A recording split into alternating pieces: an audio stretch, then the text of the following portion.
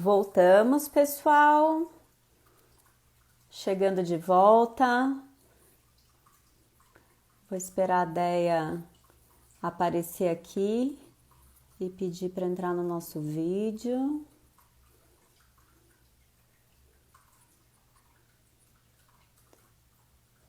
Cadê a Andréia?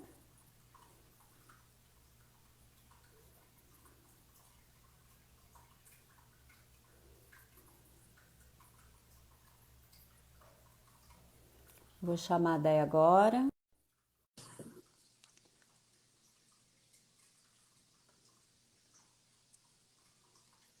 Tá conectando com a Deia tá voltando. Aí, Aqui. you're back, you're back, you're back. Então, gente, o pessoal tá entrando aos pouquinhos, vamos dar uns minutinhos. A gente estava com mais ou menos 132 pessoas e o pessoal tá entrando.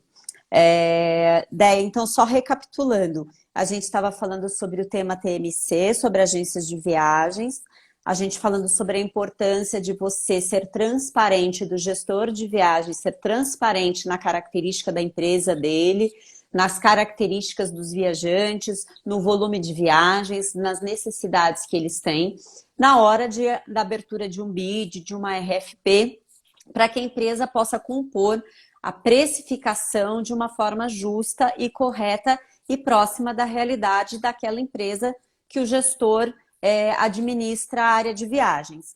E aí, Déia, antes da gente falar um pouquinho da construção dessa precificação, que é importante o pessoal entender um pouco que não é um número que vem de lugar nenhum, ele tem dois lugares que ele vem da estrutura da própria TMC, da estrutura da própria agência, então o que ela precisa para poder atender aquele cliente, e ela vem da informação do cliente. Mas eu queria que você contasse um pouquinho, super rapidinho, sobre os tipos de precificação no mercado. A gente não vai avaliar se é bom, se é ruim, se serve, se não serve. Mas a gente vai contar de precificações que existiam em outras décadas, né, Déia? Que a gente, da época nossa de TMC, a gente tinha lá na nossa apresentação algumas. Eu ainda lembro da taxa DU, para você ter uma ideia, ainda Eu existia não na minha lembro época. de nada disso, não. Eu só Você é conheço esse muito... monte de precificação aí porque eu estudei sobre. Ah, Não, entendi. Você ouviu falar, entendi, tá bom. ouvi falar. Mas conta aí Não, rapidinho desses tipos, Déia.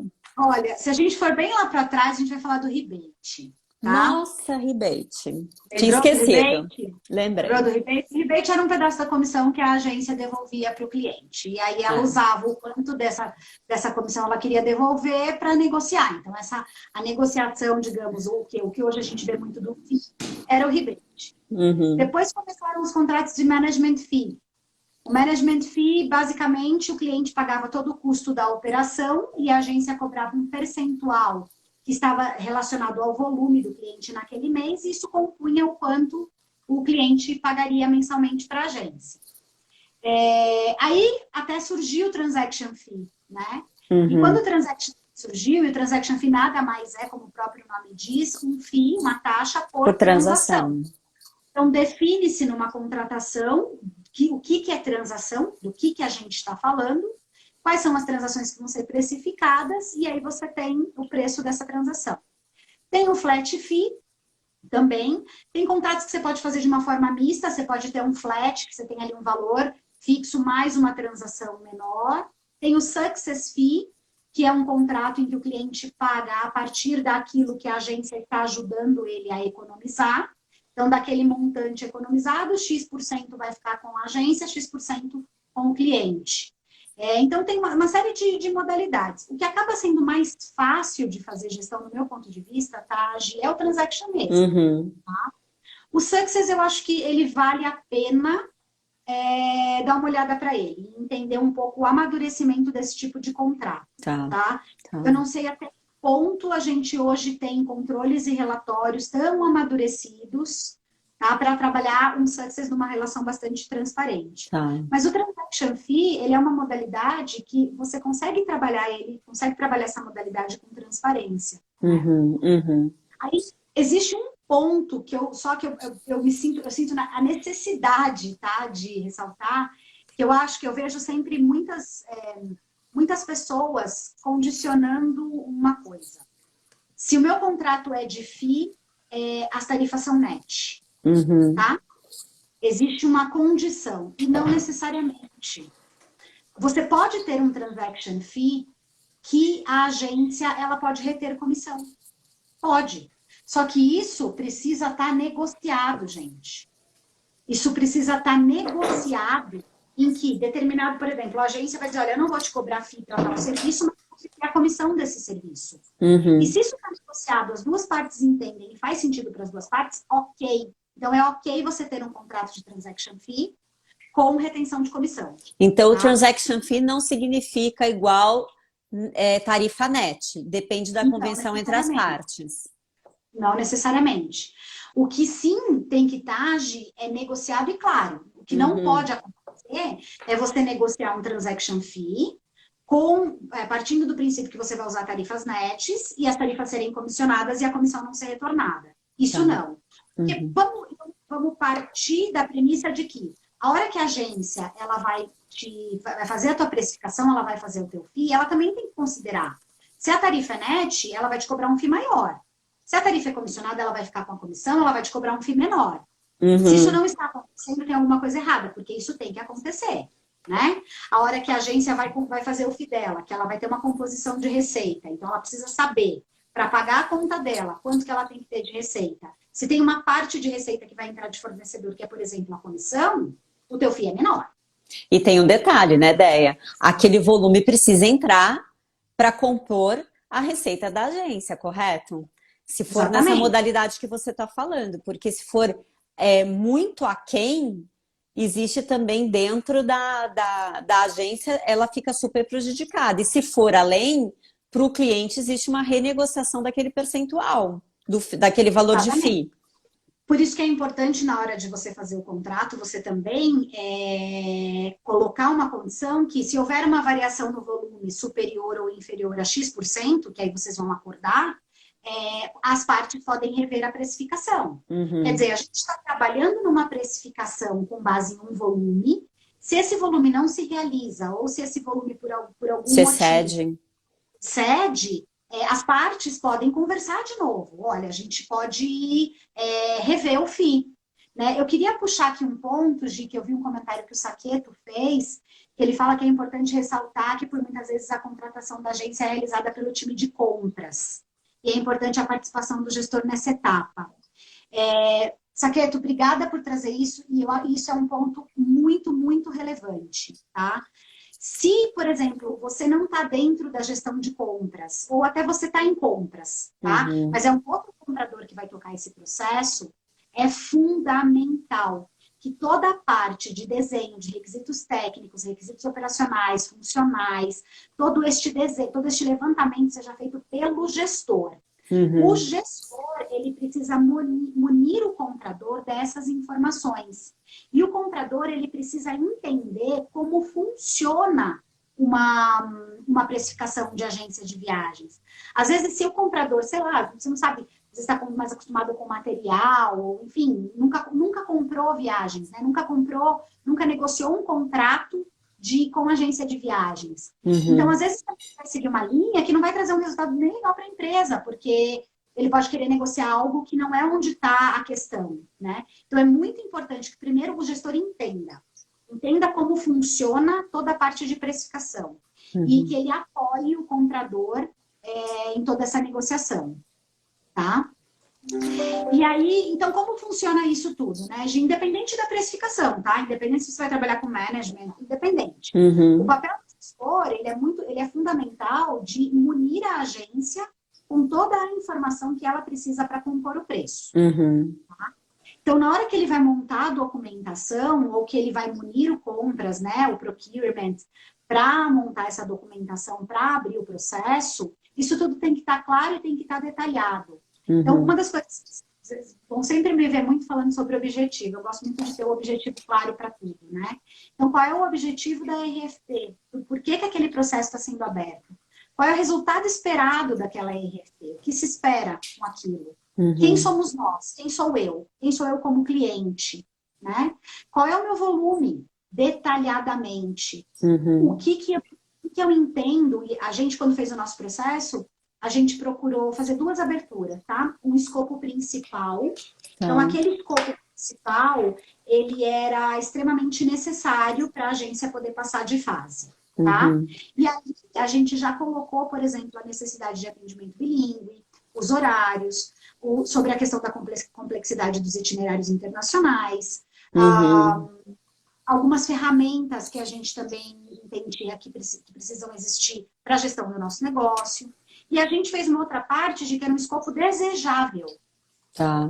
Então, o escopo desejável é aquilo assim, cara, vai ser tão legal se você tiver isso, né?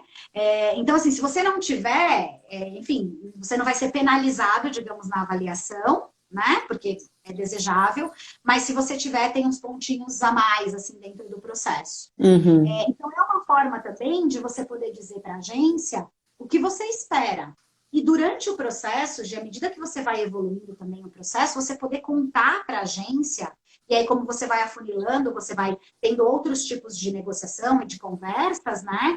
Você Uhum. também poder estar afinando para entender se efetivamente aquele fornecedor vai realmente entregar o que você está esperando, Uhum. né? Uhum. E aí, ok, tá todo mundo acordado, todo mundo na mesma página, você sabe o que eu preciso, eu sei o que você vai me entregar, a gente tem o contrato está assinado.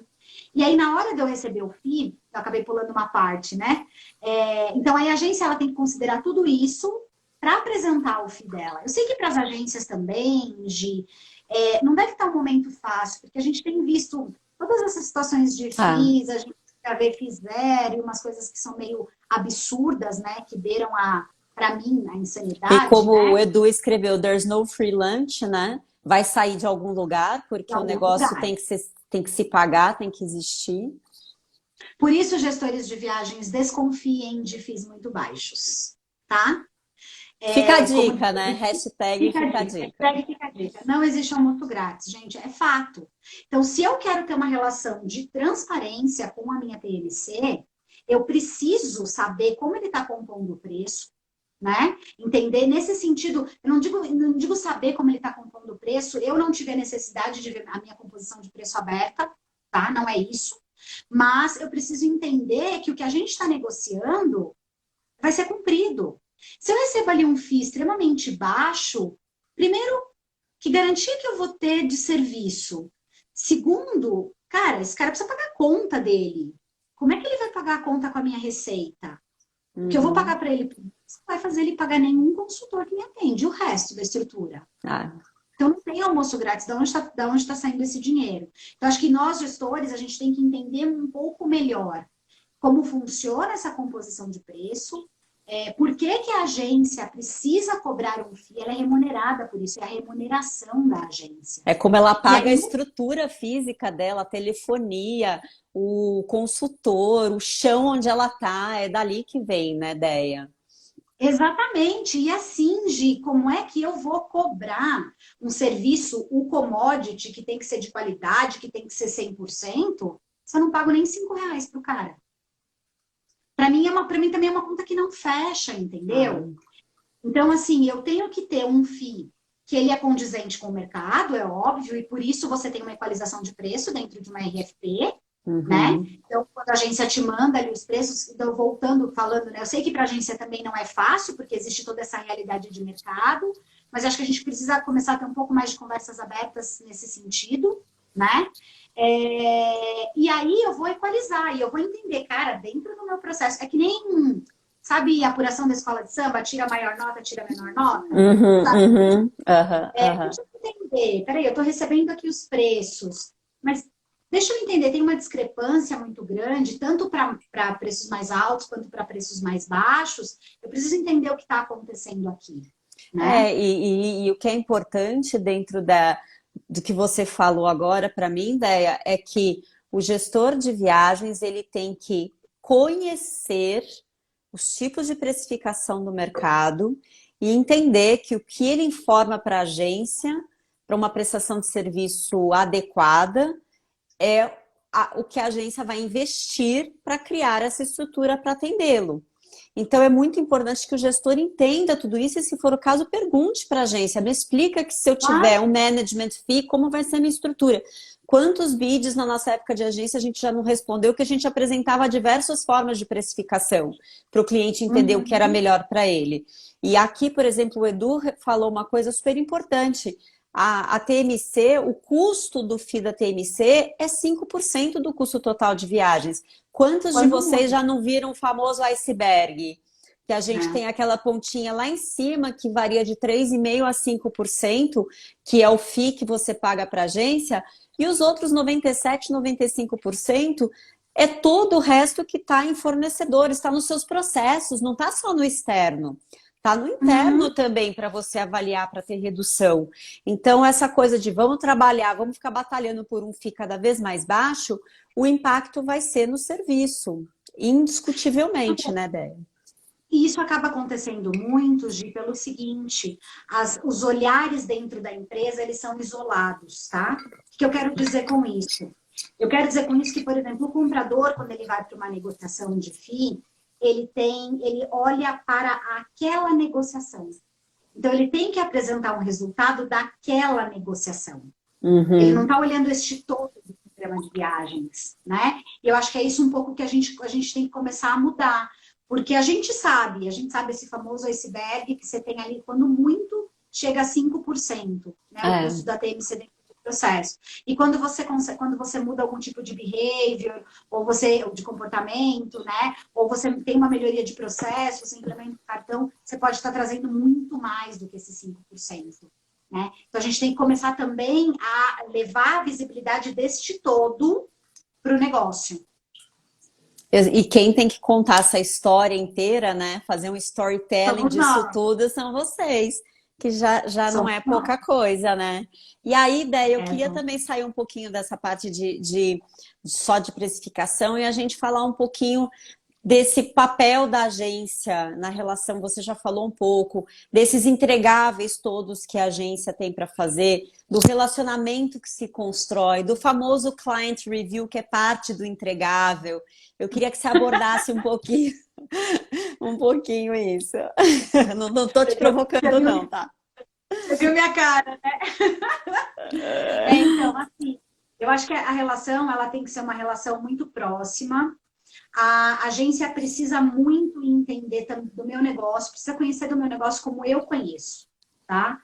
Então, naturalmente, eu tenho informações que são sensíveis e que eu, enfim, que eu não posso abrir, elas não podem sair de dentro da empresa, mas todas as informações que eu posso trabalhar de forma conjunta com a minha TCC, elas só vão servir para contribuir no desenvolvimento do negócio, ponto.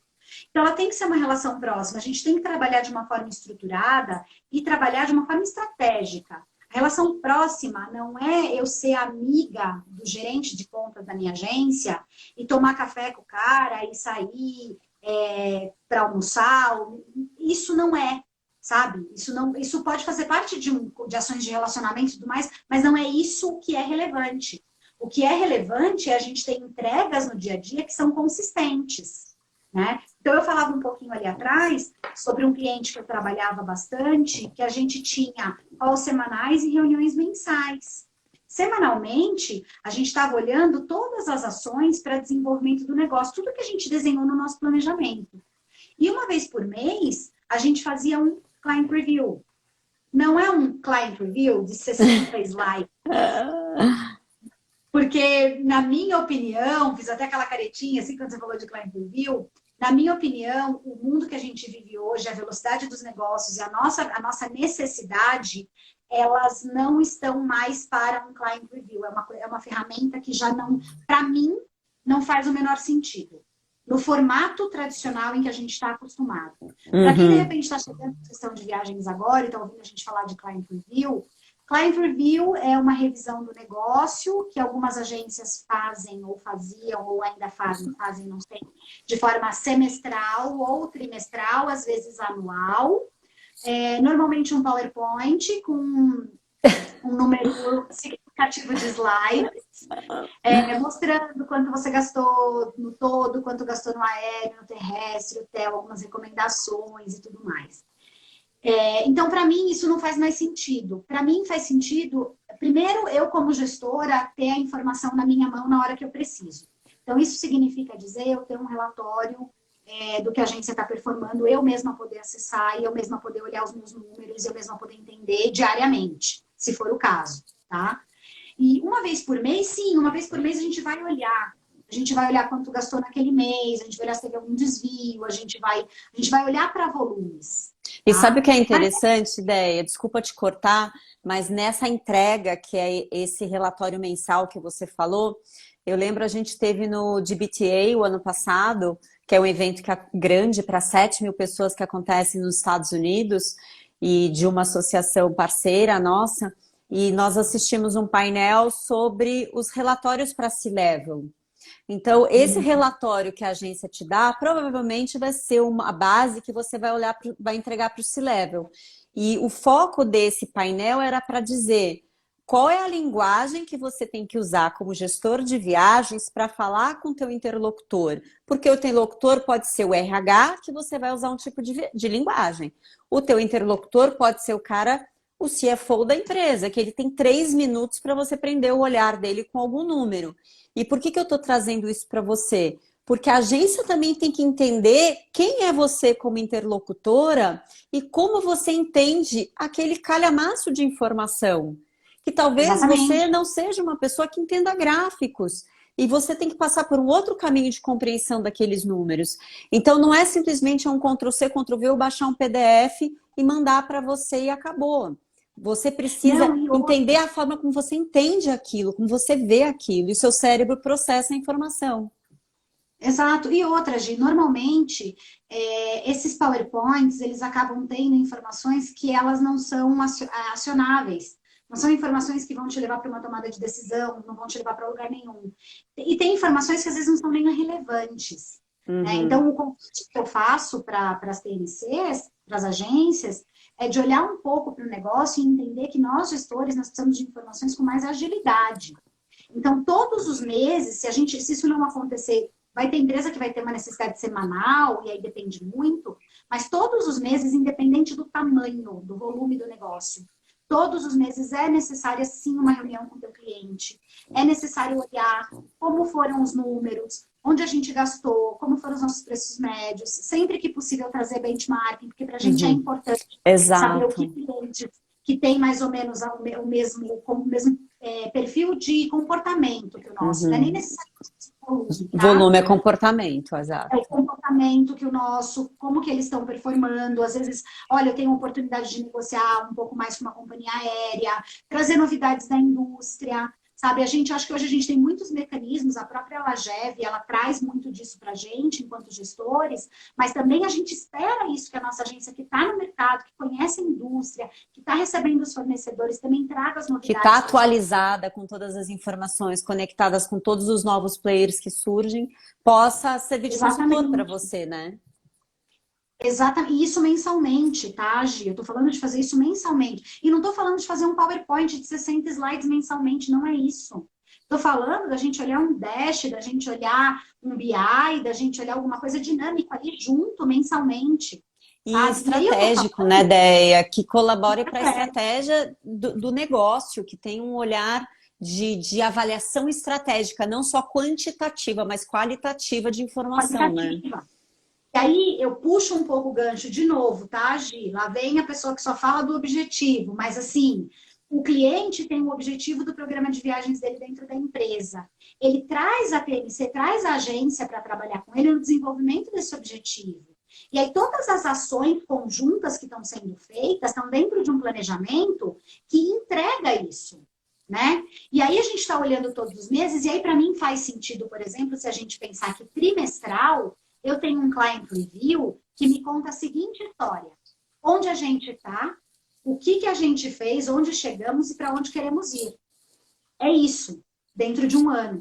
E aí eu tenho um client review que é absolutamente estratégico e que, inclusive, eu, como gestora, posso encaminhar para o meu C-Level. Porque ele Uhum, conta uma uhum. história que é condizente com o objetivo do negócio. Né? Ao passo que os client reviews tradicionais é muito difícil o próprio gestor conseguir, porque às vezes ele tem que resumir em um slide ou em 2 slides o que é viagens. Né? Ideia, aí eu vou fazer uma observação dentro do que você está falando, porque cabe também você a entregar para a agência com frequência informações sobre estratégias, desde que, obviamente, que você falou, não sejam... que você não possa divulgar, que sejam confidenciais, mas que você conte que a empresa, de repente, tem uma ideia de aumento de viagens ou de redução de viagens por razão XYZ, para que também possa se refletir dentro da estratégia do que a de informação que a própria agência vai entregar para você, né? É uma via aí, de novo, de mão dupla, de troca constante durante um contrato.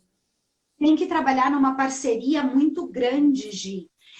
E, por exemplo, não só o gestor também, ele tem que estar dentro da empresa dele, entendendo o negócio, e ele tem que ter também um relacionamento com as áreas, ao passo de as áreas entenderem que se vai acontecer um projeto, cara, eu preciso avisar a Andrea, porque ela vai me ajudar lá em viagens, sabe? Então a gente já sabe que vai acontecer um projeto, eu já sei que eu vou ter por um período X uma demanda de hospedagem numa determinada cidade. Eu consigo me antever e não, como a gente fala, né, trabalhar no retrovisor. Porque depois que já passou, gente, o que eu estou fazendo é só olhar pelo retrovisor e ver o que ficou para trás. E às vezes tem um pouquinho de chão, que eu ainda consigo fazer alguma coisa pela frente, mas às vezes já passou. Mas para você ver, avaliar a importância aí do próprio gestor de viagens, que às vezes ele não cuida só de viagens, né? Ele está cuidando de N outras coisas, mas que ele seja conhecido dentro da empresa para que quando tiver qualquer nova ação em relação a viagens, aumento ou redução, lembrem de falar com ele seja uma figura que ele seja lembrada, né?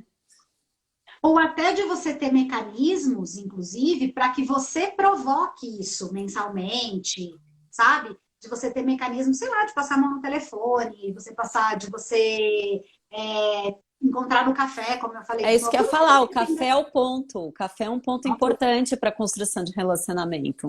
Odeia, deixa eu te contar, a gente já está com 1h20 de live quase, eu estou chegando à conclusão que 1 hora não vai ser mais suficiente para a gente. E eu não sei se tem mais algo que você queira trazer aqui, senão a gente segue para o fechamento. Mas a gente teve um número bacana, 145 no pico, a gente está com 115 pessoas agora. Bastante interação, muitos comentários, e aí você vê bastante comentário interessante, algumas perguntas. A gente vai deixar essa live salva, é a primeira vez que eu faço uma live no caso, então eu já salvei no nosso Stories e vou salvar de novo aqui. Eu prometo que eu não vou apagar essa live, porque ela tá bem bacana e a gente consegue ver toda a interação e as perguntas. Como eu falei para vocês no começo, tudo que surge no chat aqui é um evento totalmente à parte. Eu vi isso a semana passada e adotei como frase, porque são momentos à parte e às vezes nosso olhar, né, Déia? A gente não consegue pegar todos os comentários. E também aqui no nosso chat do WhatsApp paralelo a gente também não consegue pegar. Mas eu queria ver se você tem algum comentário final para a gente encerrar e já falar da semana que vem. Eu queria deixar só como mensagem final, Gi, a importância de desenvolvimento dos parceiros, dos fornecedores. Entender que nós somos gestores de viagens responsáveis por entregar uma série de coisas dentro da empresa e a gente é muito cobrado. A cobrança no gestor de viagens ela é uma cobrança muito alta. Mas faz muito mais sentido a gente trabalhar no desenvolvimento dos nossos fornecedores, dos nossos processos, entender como que a tecnologia nos apoia como meio e não como fim de qualquer inovação que a gente quer propor para o nosso programa. E trabalhar isso, olhar para o programa de viagens, olhar para o objetivo, trabalhar nessa construção, porque faz o teu trabalho e as tuas entregas no dia a dia terem muito mais sentido. Tá? Isso que eu queria deixar como mensagem. Não, e o que traz para a gente, que é uma conversa que a gente tem tido muito nessa fase de pandemia, porque o operacional, olha, eu não terminei a live, né? Você percebeu? O operacional, ele está, entre aspas, extremamente reduzido. Algumas empresas reduziu quase 95%. E aí o gestor tem se perguntado, o que faço aqui? Muitos têm muito trabalho para fazer, mas tudo que você está abordando agora, Déia, é muito a história que a gente fala, o papel estratégico do gestor. A gente não precisa ficar falando papel estratégico, papel estratégico. O que a gente está recheando esse papo agora é justamente como o gestor pode ser estratégico dentro da empresa. Porque essa é uma fase que a gente sabe que vocês estão sendo muito questionados, já que não tem operação, como se vocês só fizessem operação. Exatamente. Já que não tem viagens, você está fazendo o quê? Exato. Né? Mas a gente espera ter trazido isso para vocês, aqui um pouco desse olhar. A semana que vem, eu já vou falar para vocês que a gente vai falar sobre viajantes e stakeholders, né, Deia? E os fornecedores preferenciais. É, Exato. a gente está no dia 18 de maio, às 5 horas da tarde, a gente está no alageve.oficial, no nosso Instagram, no Belinkers também. E aqui vocês vão ver que a gente vai ter um papo sobre, que é engraçado, até ficou o texto aqui, né, Deia? Viajantes e stakeholders, quem são, onde vivem, como se alimentam. Então, a gente vai falar sobre esse cara que a gente fala em client centricity, em traveler centricity, está focado no viajante, o viajante no centro. Então, a gente precisa saber quem é esse viajante, né?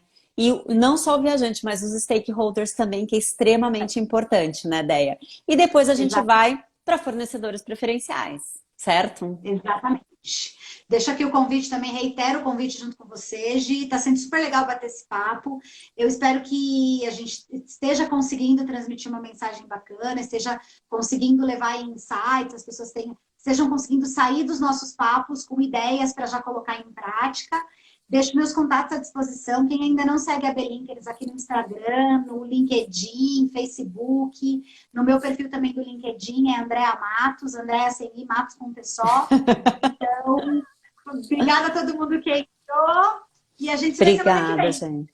Isso aí, obrigada, gente. Nossos contatos também, LinkedIn, Instagram, Facebook. A gente é super ativo. Podem mandar inbox para a gente em qualquer uma dessas redes que a gente também conversa. Meu e-mail é giovana@lageve.org. É fácil. Da Déia eu já vi que também já foi aqui bastante gente querendo saber dos cursos. Obrigada por vocês que ficaram com a gente até essa hora, nesse final de tarde. E foco e fé e vamos juntos seguir nessa fase, né, Déia? Um beijo grande. Vamos lá. Fiquem bem, se cuidem, viu, gente? Obrigada, Gi. Obrigada, pessoal. Até semana que vem. Obrigada, pessoal. Tchau, tchau. Agora a gente Tchau. consegue ver os nomes saindo aqui. É, Toda a galera. Muito bom, Déia, muito bom. Ó, tem 100 pessoas ainda. A gente pode agora cantar. Tchau, Déia. eu tô vendo que agora eu tô conseguindo olhar os comentários, A entendeu? Mônica tá aqui também. Muito legal. O pessoal tá se despedindo da gente. Ixi, eu tô lá em cima ainda. Olha, quanta coisa já rolou. Muita, muita. Depois eu deixo. Vale depois a gente voltar para ler os comentários, porque a gente não consegue mesmo fazer. Alguém de É, CWB, aí de Curitiba, muito bacana. A Tine, oi Tine, tudo bem? A Fabi da Argo tá aqui. Muito ai, bom, acho que tinha gente. visto a Fabina que ela entrou.